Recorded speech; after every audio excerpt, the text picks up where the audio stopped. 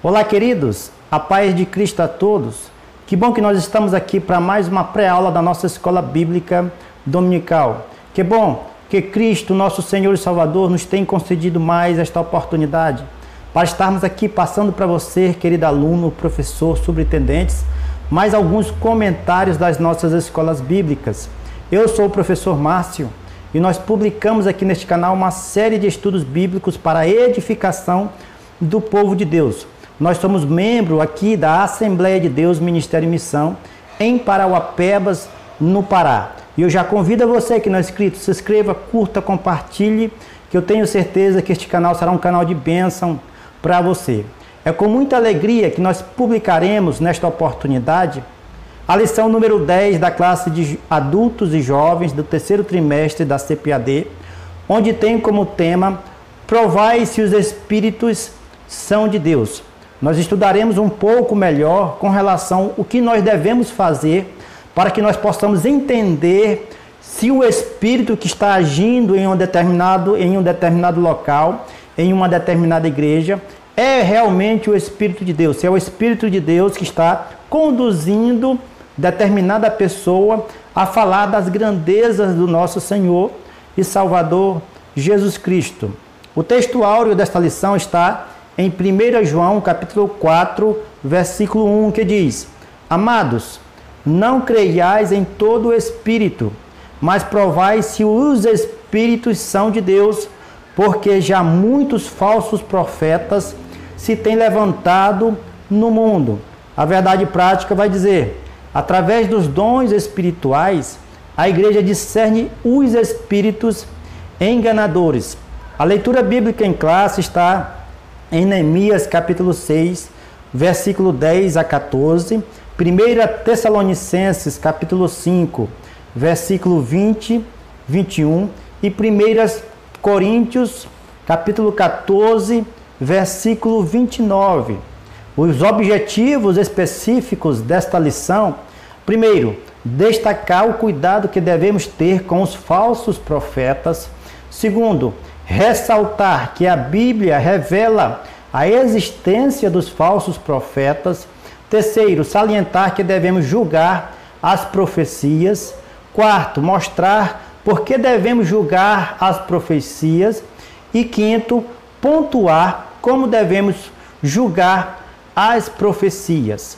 Na introdução, eu já quero destacar aqui para os irmãos que na lição passada nós vimos que o inimigo das nossas almas, ele utiliza várias estratégias para poder fazer com que o povo de Deus se desfaleça, se entristeça e não persevere na fé. Quais são essas estratégias que o nosso inimigo usa? Primeiro, a zombaria, o escárnio, a mentira, a calúnia, para poder fazer com que o povo se entristeça e passe então a não perseverar na fé, a não acreditar naquilo que eles estão empenhados a fazer. E no texto áureo desta lição, nós vimos aqui, já em primeiro momento, que o apóstolo João, ele utiliza que nós devemos então provar os espíritos. É dever da igreja julgar se a profecia é de Deus ou se não é de Deus. É dever da igreja fazer esse julgamento, não um julgamento condenatório, mas um julgamento para poder definir se é de Deus aquela profecia ou se não é de Deus aquela profecia. Os escritores sagrados, as pessoas que traduziram a palavra de Deus, já com muita sabedoria, eles entendem que aqui neste texto bíblico o apóstolo João está falando do Espírito de modo geral, ou seja, pode ser o Espírito do homem ou pode ser outros Espíritos, porque quando é o Espírito Santo de Deus, uma dica que eu quero deixar aqui para os nossos queridos professores, alunos que nos acompanham, quando a palavra de Deus fala do Espírito Santo de Deus, ele escreve este nome, Espírito está com o nome E, com a letra E maiúsculo. E quando a palavra de Deus fala de espíritos com letra E minúsculo, está se referindo então a outros espíritos, né? Então o apóstolo João, já neste momento, ele utiliza a questão de espírito ou espíritos com E minúsculo para nós entendermos já de primeiro momento que não é o Espírito Santo de Deus, porque quando o Espírito Santo de Deus ele age, a igreja de Deus ela sente. Assim como existia os espíritos malignos, existem também hoje, já nos tempos do Novo Testamento. Assim como existia os falsos profetas, as pessoas que eram utilizadas pelo inimigo das nossas almas, também nos nossos dias também há pessoas que são influenciadas por outros espíritos. Pode ser o espírito do homem ou pode ser outros espíritos malignos. É isso que nós devemos tomar e ter ciência já na introdução desta lição, que nós não estamos escapes das falsas profecias também nos dias atuais. E o primeiro ponto dessa lição vai dizer o seguinte: cuidado com os falsos profetas. Primeiro subtópico: os samaritanos observaram que os judeus davam muito valor à palavra dos profetas. Lembravam-se dos profetas Ageu e Zacarias, os quais profetizavam com tanta graça e com que a construção do templo, que havia estado parado por 15 anos, recomeçou imediatamente e continuou até a inauguração da casa de Deus. Profeta Ageu e Zacarias, dois profetas levantados por Deus no momento da construção, da reconstrução do templo e também da reconstrução dos muros de Jerusalém com Neemias, eles atuaram de maneira veemente, de maneira assertiva, de maneira séria, falando aquilo que o Senhor mandava eles falar. E não somente isto, eles também ajudavam na obra. E as palavras destes dois profetas eram valorizadas pelos judeus, porque os judeus sabiam que os profetas foram levantados por Deus para que eles, os judeus, para que o povo de Deus pudesse ter vitória em todas as coisas que iriam fazer. Então eles davam valor, e os samaritanos sabiam muito bem disso. Eles sabiam que os judeus valorizavam as palavras de um profeta, a palavra do profeta. E com isto, eles começaram então a camuflar, a falar, a influenciar outros profetas, profetas estes que são profetas falsos, porque eles subornavam alguns profetas para poder falar mentiras para os líderes religiosos da época, para os líderes que estavam em frente à construção, para os líderes que estavam então lutando para que a obra de Deus pudesse ser concluída. Isto foi o que aconteceu com Tobias e Sanbalaque.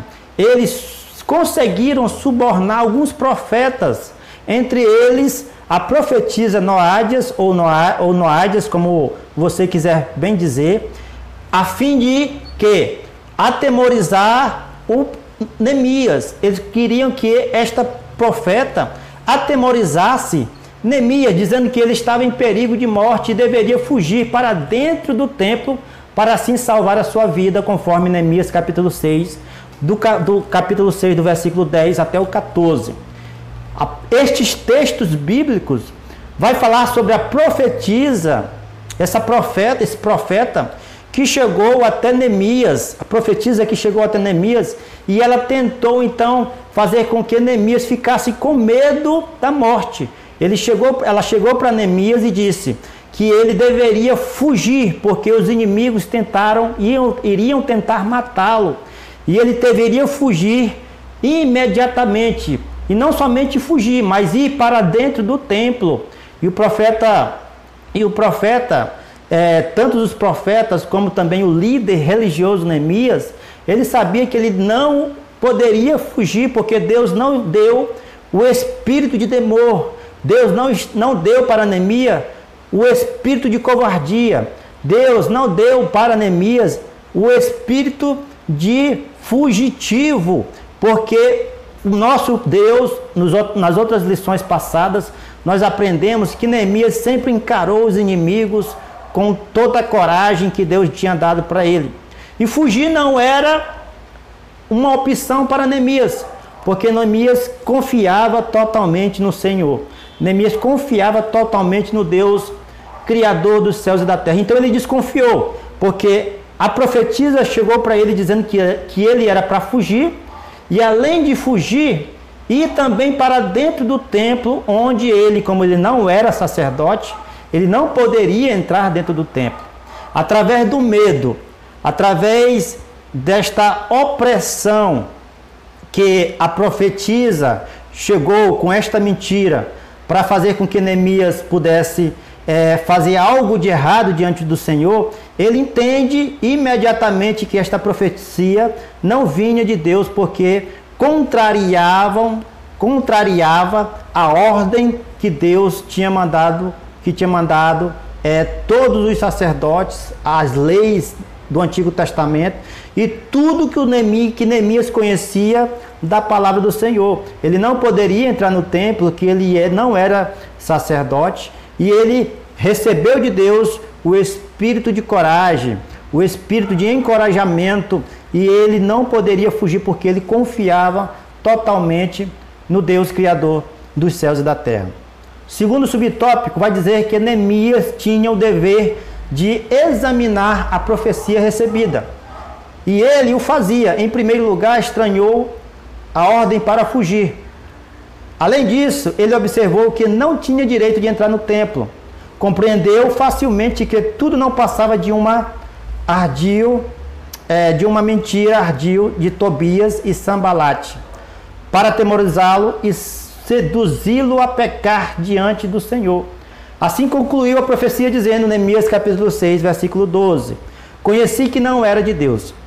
Então Neemias conheceu imediatamente. Por quê? Porque contrariava, não estava de acordo com a palavra do Senhor, não estava de acordo com a palavra de Deus. Em primeiro momento nós entendemos que os falsos profetas, já fazendo aqui uma aplicação prática neste primeiro ponto, que todo falso profeta, ele aceita suborno. Todo falso profeta, ele não fala aquilo que vem do Senhor, porque contraria a palavra de Deus, contraria o que está escrito nas Sagradas Escrituras. Todo falso profeta, ele não age por amor em prol da união, da edificação, da exortação e da consolação do povo de Deus. Ele age apenas em benefício próprio. É isso que nós entendemos já de maneira assertiva, já neste primeiro ponto desta lição. Mas temos outros exemplos aqui de falsos profetas também. É o que nós entendemos quando Ananias e Safira chega a Pedro dizendo que vendeu as suas casas, vendeu a sua herdade por um determinado preço. Mas Pedro, entendendo, através do Espírito Santo, que Ananias e Safira estavam mentindo, ele então dá uma dura advertência, porque eles não mentiram apenas para o apóstolo Pedro, não, mas eles mentiram para o Espírito Santo. E eles sofreram grave consequência desta mentira, que foi a morte. Eles sofreram, melhor dizendo. Paulo também discerniu o espírito da jovem adivinha. Em Atos capítulo 10, a partir do versículo 16, Atos capítulo 10, versículo 16, nós entendemos que também existia uma menina com um espírito de adivinhadora. Ela ia atrás também do apóstolo Paulo, falando que o apóstolo Paulo e os seus homens e os homens que o acompanhavam eram servos de Deus, era servo do Deus Altíssimo. Isto aconteceu por vários dias.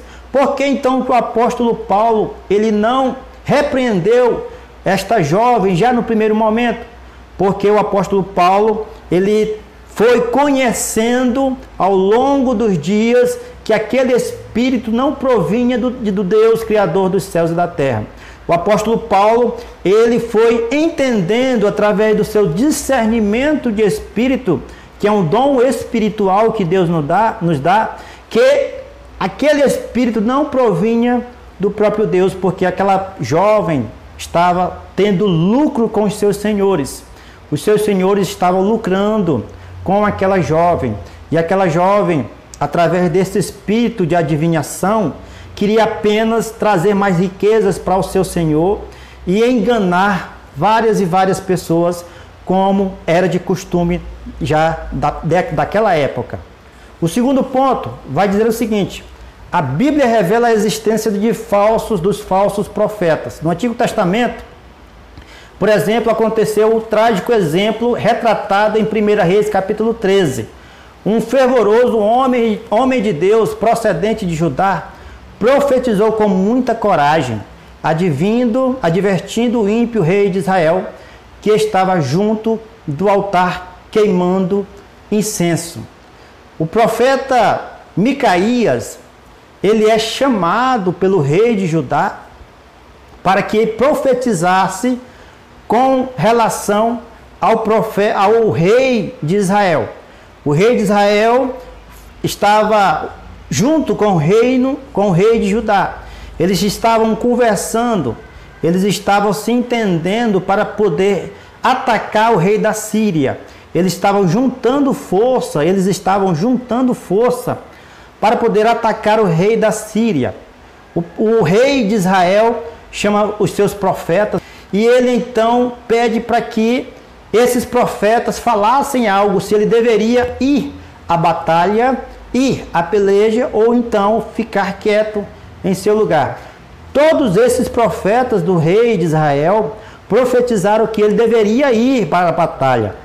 Mas o rei de Judá, Josafá, temente a Deus, temente ao Senhor, Criador dos céus e da terra, pergunta para ele se não tinha nenhum outro profeta ou um profeta que adorava o Rei dos céus, o Rei dos reis, o Senhor dos senhores, o verdadeiro Deus. Então o rei de Israel, ele diz que tem um. Então o rei manda chamar, o rei de Judá, Josafá manda chamar o profeta Micaías. E o profeta Micaías profetiza justamente ao contrário ao rei de Israel, ao contrário aos profetas do rei de Israel, dizendo que ele não deveria ir à batalha porque senão ele iria morrer. Ele então não obedece aos seus profetas, vai à batalha e ele então é morto pelos seus inimigos. E o rei de Judá, Josafá, entende que a profecia era de Deus e que a profecia provinha do Senhor nosso Deus. Ainda nos dias de Jeremias, falsos profetas conseguiram influenciar alguns dos sacerdotes e enganar o povo por meio dele. Jeremias capítulo 5, versículo 31. Os falsos profetas conseguiram enganar os sacerdotes que tinham bastante influência dentro do reinado de Israel. Os sacerdotes foram enganados e eles enganaram através das falsas profecias que existia também dos profetas nos tempos de Jeremias, e isto trouxe também sérias consequências a Israel. Já no Novo Testamento, é o segundo subtópico deste segundo ponto, vai dizer o seguinte: no Novo Testamento, Jesus advertiu o anjo da igreja de Tiatira por este ter permitido que uma mulher por nome Jezabel, falsa profetisa, ensinasse e enganasse os membros daquela igreja, prostituindo-os. Apocalipse capítulo 2, versículo 20. A Bíblia também adverte que nos últimos tempos aparecerão falsos profetas. Mateus capítulo 24, versículo 11. O próprio Senhor Jesus falou que haveriam então falsos profetas já nos tempos do Novo Testamento. na era cristã, nos dias atuais também, assim como os profetas eram usados pelo inimigo nos tempos do Antigo Testamento, já no Novo Testamento também existia falsos profetas que tentaram enganar muitas e muitas vezes o povo de Deus. E nos nossos dias, meus queridos e amados irmãos, não é diferente. Nós devemos analisar as profecias que vêm da parte do Senhor. E qual é a função da profecia? Os irmãos devem passar isto para os seus alunos com muita clareza, que a profecia ela tem 3 funções. Os professores que estão nos assistindo precisam passar isso para os alunos. A profecia verdadeira, a profecia que vem do nosso Senhor, ela tem 3 funções, que é edificar, exortar e consolar. Isto está em 1 Coríntios capítulo 14, versículo 3. Edificar, levantar, restaurar os irmãos, exortar, encorajar, né, fazer com que eles pudessem ter perseverança em sua fé e consolar mediante uma ação adversa, né, um momento difícil em sua vida. O espírito de profecia, ele tem essas 3 funções básicas que nos levam a entender melhor se as profecias provém de Deus. Uma profecia, meus queridos irmãos e amigos, ela nunca causará mudanças, conflitos, destruição. Uma profecia que venha de Deus, ela nunca causará conflito no meio da igreja, contenda no meio dos irmãos. Uma profecia que vem de Deus, ela nunca causará, meus queridos irmãos, uma contenda, uma briga, sem qualquer motivo que venha da parte do nosso Senhor, que venha da parte do nosso Deus. O terceiro ponto desta lição vai dizer o seguinte: devemos julgar as profecias. Subtópico 1: Deus quer a sua igreja revestida com todos os dons do Espírito Santo. A igreja em Coríntio deve ser o nosso exemplo nesse sentido. Paulo dirigiu-se a ela dizendo que nenhum dom lhe faltava. 1 Coríntios capítulo 1, versículo 7.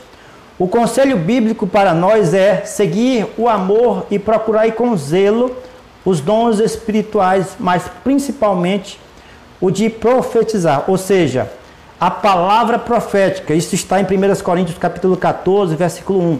A palavra profética, a palavra que dá uma direção, que dá um norte para os irmãos.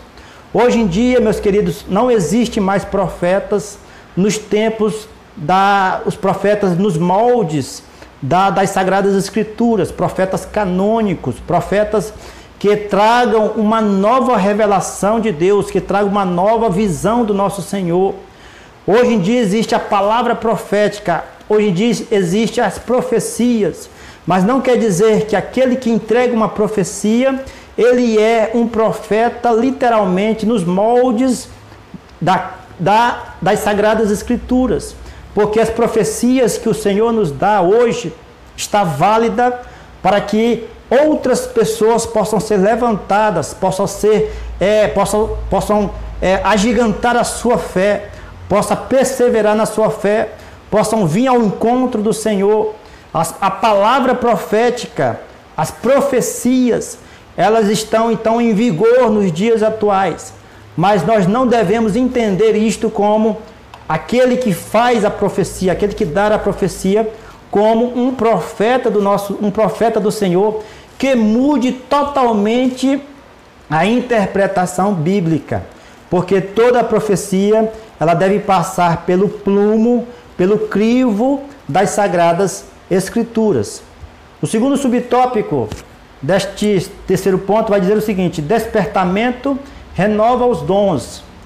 Quando Deus renova o dom de profecia e os dons de variedades de línguas e interpretação por meio de um despertamento espiritual, então se torna necessário que a igreja esteja bem doutrinada para saber como usar os dons espirituais e também como se deve julgar as profecias conforme a palavra de Deus nos orienta.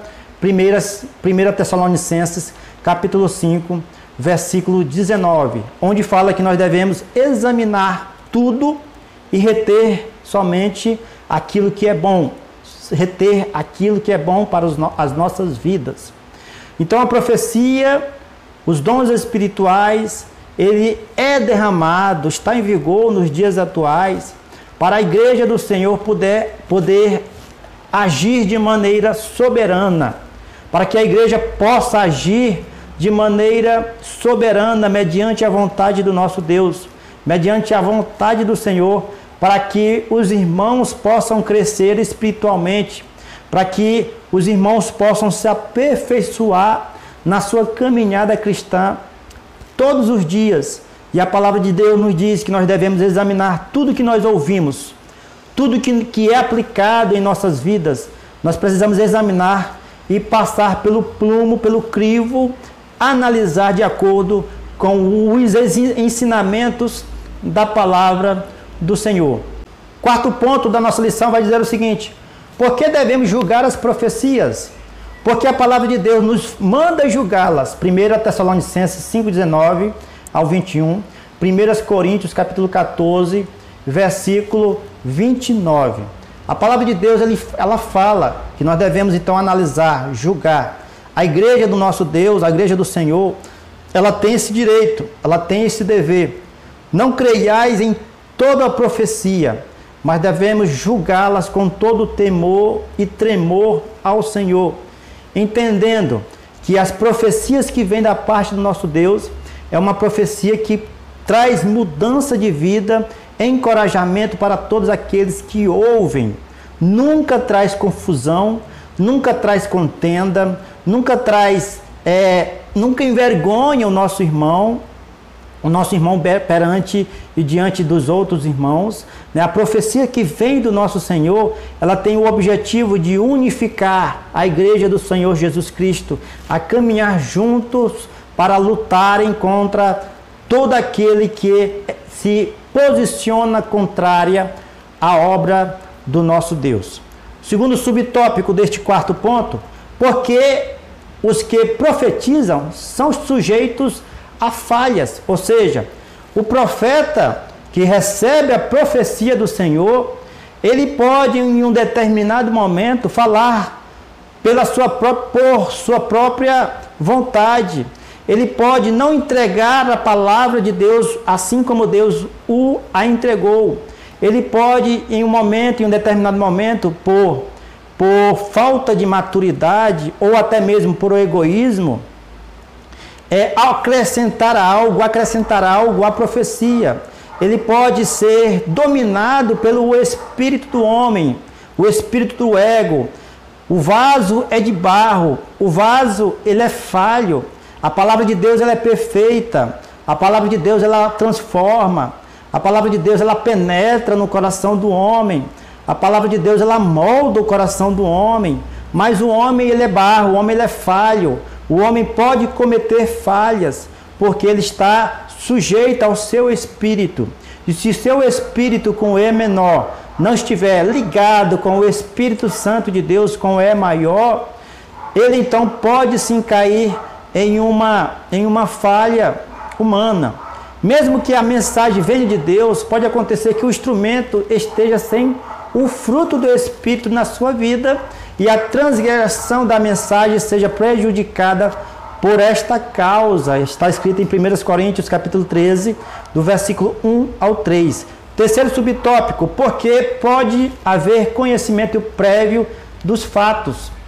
Porque o profeta, o que se diz profeta, o que se diz que tem a palavra da profecia, ele pode então ter um conhecimento prévio daquilo que aquela pessoa está passando. Ele pode, hoje em dia, através da tecnologia, através das mídias sociais, as pessoas estão muito vulneráveis, falam dos seus problemas, tem o número do seu RG, do seu CPF, as pessoas compartilham tudo o que acontece em sua vida através das mídias sociais. E um falso profeta, ele pode pegar estes conhecimentos, ele pode pegar este conteúdo e usar para a sua própria, para camuflar e influenciar pessoas através dessa falsa profecia. Hoje em dia é muito simples, é muito fácil a gente descobrir algo da vida de alguém. E isto é um erro gravíssimo que alguns falsos profetas podem fazer nos dias atuais. A Bíblia diz: quem tem palha com trigo, Jeremias 23, 28. A mensagem pode ser um produto de opinião daquele que profetiza. Temos na Bíblia um exemplo quando o profeta Natã entregou por conta própria uma mensagem profética ao rei Davi. Isto está escrito em 2 Samuel, capítulo 7, versículo 2. Porém, Deus mandou que ele corrigisse a palavra dada, 2 Samuel, capítulo 7, do versículo 4 ao 6.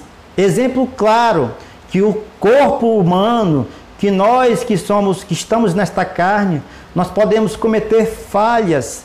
Por isto, meus queridos irmãos, que é tão importante nós valorizarmos em primeiro lugar a palavra de Deus e analisarmos tudo que nós ouvimos dentro das nossas igrejas. Quarto subtópico deste quarto ponto vai dizer o seguinte: existe a possibilidade de que o profeta, ao anunciar a mensagem profética, esteja sendo influenciado por um espírito maligno, disseminador de mentiras. Lemos sobre isto em 1 Reis, capítulo 22, versículo 7, 11 e capítulo 19, do versículo 21 ao 23, onde, meus queridos irmãos, um exemplo claro que nós vemos aí, que um espírito maligno, ele invadia a vida do rei Saul, e o rei Saul, então, ele tinha todos os tipos de pensamentos perversos. Chamava o rei Davi, ainda não era rei, mas era jovem, para tocar a harpa, e então, através do toque da harpa, o espírito imundo saía do rei Saul. Isto pode acontecer conosco. A gente pode estar sendo influenciado pelo espírito maligno, disseminador de mentiras. Sabemos que o pai da mentira é o inimigo das nossas almas. Ele está aí ao nosso redor, buscando alguém a quem ele possa tragar. O nosso inimigo, ele não nos tem como pessoas que precisam de misericórdia. Ele ataca a sua presa sem misericórdia. Como o leão ataca a sua presa, ele ataca também aqueles que estão vulneráveis aos espíritos imundos. E é por isto que nós devemos ficar atentos também, outra opção, porque devemos julgar as profecias, porque a igreja precisa julgar as profecias. Como devemos julgar as profecias? Primeiro subtópico: examinando as escrituras. Uma profecia jamais pode estar em conflito com a palavra de Deus. A palavra de Deus é o prumo, e a avaliação que nós fazemos das profecias é através deste prumo que é a palavra de Deus. Amós capítulo 7, do versículo 7 ao 8. A palavra de Deus é perfeita também. Ela não tem falhas. Ela é a inerrante palavra do Senhor, a qual está em Salmos capítulo 19, versículo 7.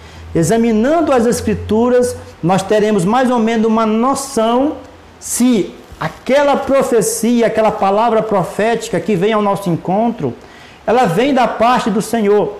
Um exemplo que nós podemos até trazer para os irmãos e aplicar em sua sala de aula é que o nosso Deus, ele nunca está de acordo com uma separação conjugal, uma separação dentro do casamento. Se chegar algum profeta para o Senhor e dizer que o Senhor tem algo a mais, tem alguma pessoa a mais, tem coisa melhor para você e que você precisa separar, esta profecia não vem de Deus, porque o Senhor, ele não quer em nenhum momento que os casais se separem, que haja divórcio no meio da família. Há algumas exceções, mas em via de regra, o Senhor, ele não quer, porque a palavra de Deus nos diz que através do casamento nós nos tornamos uma só pessoa, uma só carne.